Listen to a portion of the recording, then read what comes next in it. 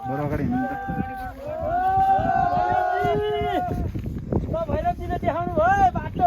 जय होस् ल त्यही त हो नि ऊ यही त हो नि कुण्ड त्यही हो नि र ऊ त्यो गहिरोमा ऊ त्यो गहिरोमा हो क्या को मान्छे उभिएको छ देखिन्छ त पारी भित्ता हेर्नु त ऊ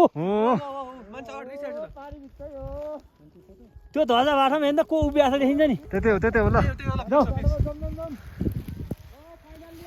आइयो यस्तो खुलाइदिनु भयो नि त हो आमामा क्लियर देखाएर हुन्छ क्या एकैछिन शक्ति छ कि छ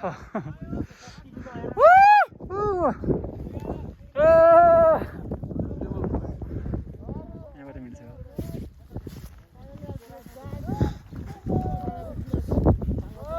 अनि यस्तो खुलाइदिनु भयो त अनि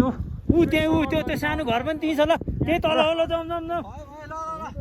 ल भैरवजीले देखाइदिनु भयो जय भैरवनाथ कि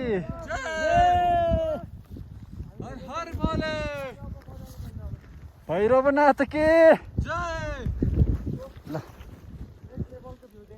यस्तो राम्रो खुल्यो नि त अनि यतिमा मात्र खुला छ कि वरिपरि कहीँ खुला छैन है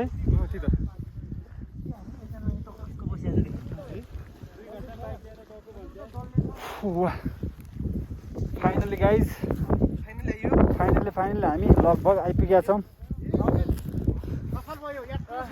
हाम्रो भैरवजीले चाहिँ हामीले ठ्याक्क यति यहाँ म यहाँनिर छु भनेर खोलाउँदै हुनुहुन्छ अब यहीँ नजिकै हो है त यात्रा सफल